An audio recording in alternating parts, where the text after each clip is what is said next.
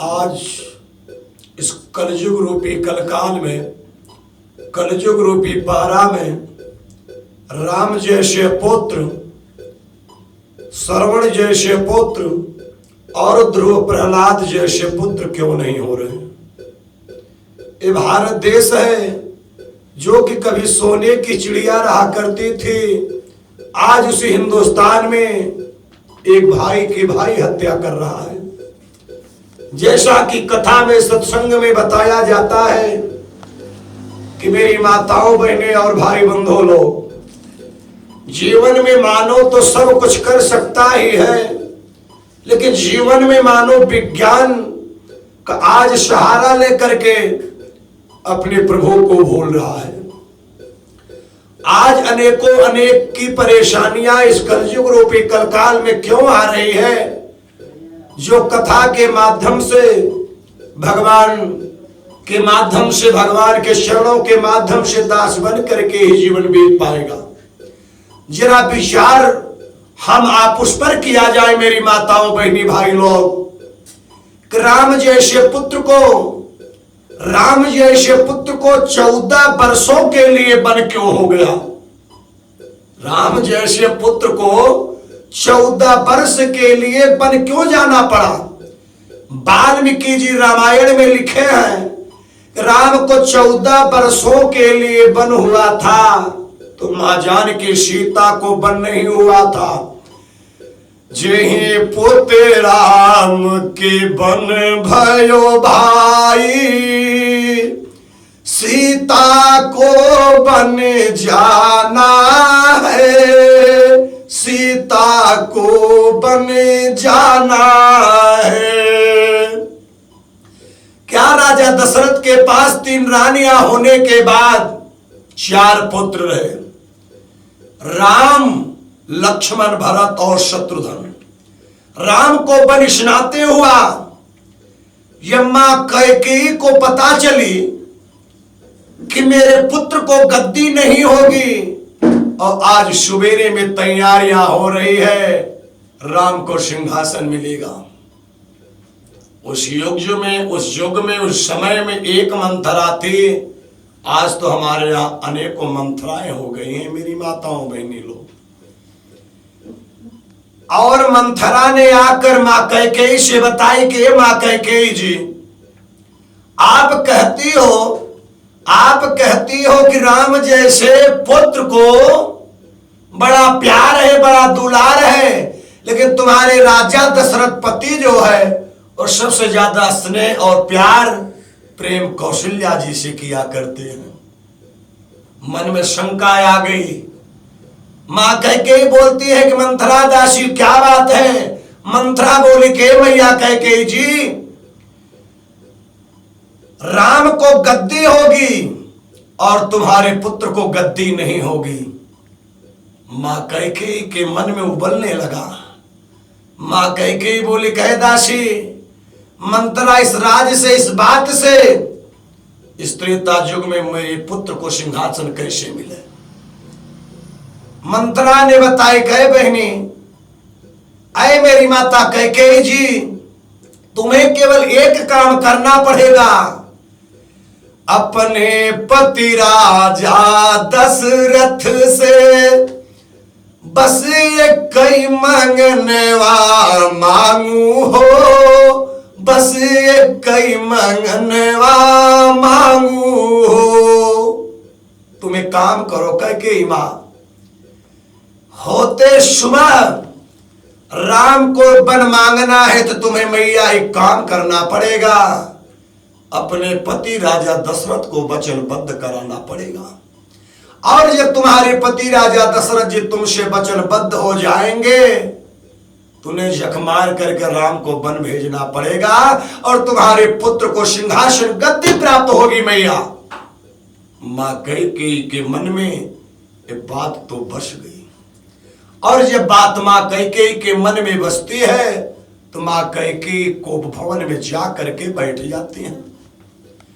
और जब कोप भवन में जा करके बैठती है, ऐ मेरी माताओं, बहनी, भाई लोग, जरा विचार किया जाए, एक पति के जीवन में सबसे बड़ा साथ देने वाली उसकी अर्धांगिनी और नारी हुआ करती है।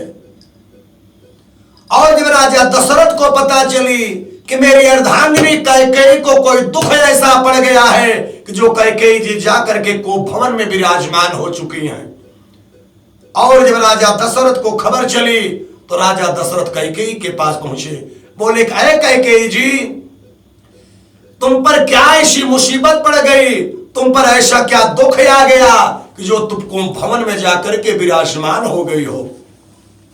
मां कैकेयी बोली कि मेरे स्वामी, अगर जो मैं कहूंगी, अगर मुझे मानते हो, कैकेयी अपनी रानी मुझे मानते हो, तो तुम्हें एक काम करना पड़ेगा।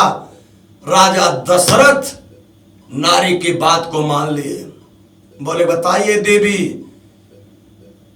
कैकेयी बोली कहे स्वामी, अगर नारी की वचन को तुम्हें निभाना होगा तो अपनी प्रिया को, अपनी नारी को, अपनी अर्धांगिनी को तुम्हें वचन देना पड़ेगा। राजा दशरथ को क्या पता कि मेरे ऊपर मुसीबतें आएगी। राजा दशरथ वचन दिए कि ठीक है, आप जो कहोगी कैकेयी, मेरा प्राण भी अगर चला जाएगा लेकिन मैं तुम्हारे वचन को जाने नहीं दूंगा। ओह, धोखा हो गई। जैसा कि धोखा बहुत बड़ी हो गई मेरे माताओं, बहनी, भाई लोग। कैकेयी बोली ठीक है स्वामी, और वेद में लिखा गया है कि रघुकुल रीति सदा चली आई, प्राण जाय पर वचन न जाई। तुम्हें अपने वचन को निभाना होगा स्वामी। राजा दशरथ नतमस्तक हुए, रानी मैं तेरी बात को खाली नहीं जाने दूंगा। कैकेयी बोले सुनो, एक काम करना है तुम्हें। अगर मुझे अपनी रानी मान रहे हो और मुझसे वचनबद्ध हुए हो तो होते सुबह सूर्य भगवान को निकलने से पहले, चिरे शिरोमन को जागने से पहले तुम्हारे जेठ पुत्र राम को वन होवे और मेरे पुत्र को सिंहासन प्राप्त होना चाहिए।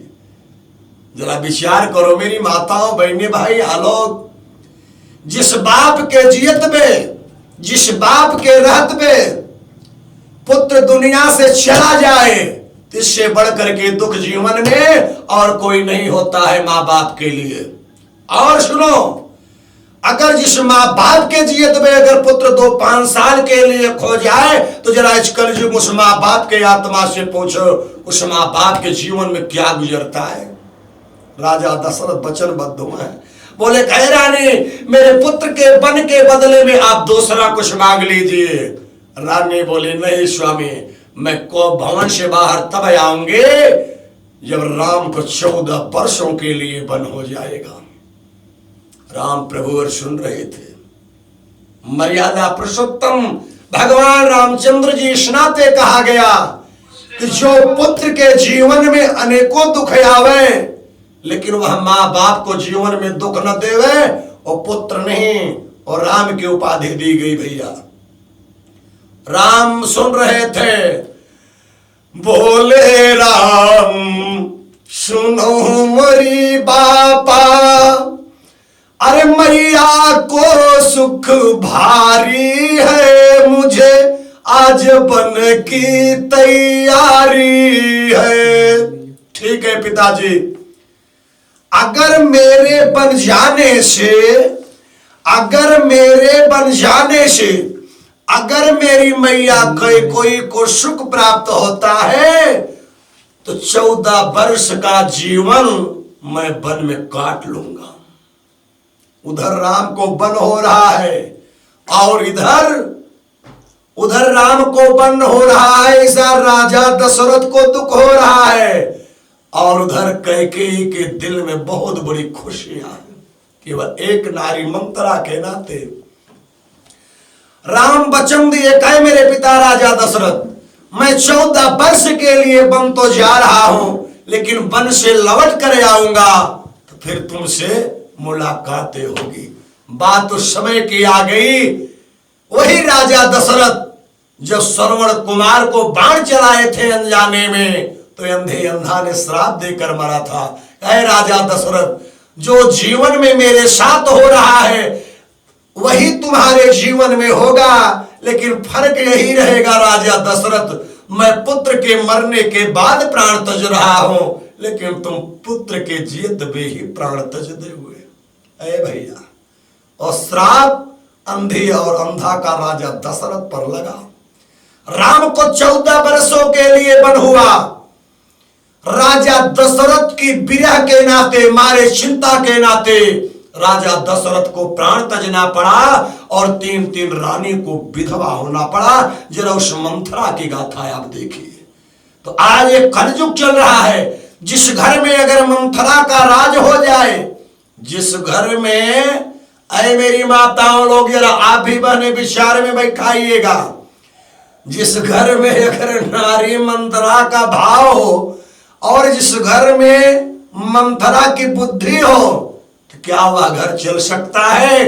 अरे मैं कहता हूं कि वही होगा जो राजा दशरथ के त्रेता युग में अयोध्या में होकर रहा। राम को 14 वर्ष के लिए वन हो गया और पुत्र राम वन में गए, लेकिन साथ में मां जानकी सीता जी क्यों जाती है? अभी कुछ दिन पहले प्रवचन चल रहा था, एक कन्या बोली कि गुरुदेव जी, अगर वन राम को हुआ था तो सीता जैसी नारी वन में 14 वर्षों के लिए क्यों जाती हैं? जरा विचार करो, वन तो राम को हुआ था, वन तो सीता को नहीं हुआ था। अगर राम बन गए तो उनके साथ में सीता जी क्यों जाती हैं? सीता जैसी नारी अपने पतिव्रता धर्म का निर्वाह करने के लिए 14 वर्ष के लिए वन में गई भैया। और आज उस सीता जैसी नारियां नहीं हो सकती और भगवान राम जैसे पुत्र भी पैदा होना बड़ा मुश्किल है। जरा एक बात विचार भी कीजिएगा मेरी माताओं बहनें लोग, राम जैसे भाई, भरत जैसे भाई, शत्रुघ्न जैसे भाइयों का पैदा होना आज दुनिया में बड़ा मुश्किल है। मैं दावे के साथ कह रहा हूं, मैं तो देखा हूं आज भाइयों में वह चल रहा है कि आज अपनी पत्नी से छिप छिप करके भाई लोग बातें किया करते हैं। क्या यही राम राज्य है? क्या यही हमारा भारत देश है? यही भारत देश है कि जिस देश में भगवान शिव के जटा से मां गंगा की धार निकली हुई है। तो जिस घर में अगर भाई भाई में प्रेम न हो, जिस घर में भाई भाई में प्रेम न हो, बैर हो, और जिस घर में नारी नारी में प्रेम न हो, तो कलयुग में उस घर बहुत बड़ी मुसीबत आएगी। इसे भगवान की कथा में आप जान के चलो। आज भाई भाई का गर्दन काट रहा है, आज भाई भाई से बेगाना बन रहा है। आज मां बाप को वह दुख भोगना पड़ रहा है कि जिसे भगवान भी मजबूर पड़ रहे हैं कि आखिर में इस मां बाप के जीवन कैसे व्यतीत होगा। अपने भीतर राम का आचरण लाओ। और मेरी बेटियां, मेरी माताओं बहनी लोग जो बैठी हैं, आप लोग अगर अपने भीतर सीता जैसी आचरण लाती हो तो कलयुग में सतयुग का एहसास आप हम कर सकते हैं। तो कथे का मतलब है कि राम जैसे पुत्र पैदा होना बड़ा मुश्किल है।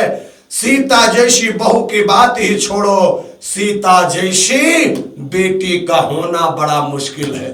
तो आज से प्रण कर लो ये कथाएं सुन करके, जो जीवन में नारी अपने मां को स्नेह देती हैं, अपने मां से प्रेम करती हैं, अगर वही प्रेम सासू मैया से करें तो मैं प्रण दावे के साथ कथे में कह रहा हूं, उस घर में कभी लक्ष्मी की हानियां नहीं होगी और किसी प्रकार से आपत्ति संकट विपत्ति आएगी तो वह आकर के भी चली जाएगी। प्रेम से बोलिए भगवान भोलेनाथ के साचे दरबार की।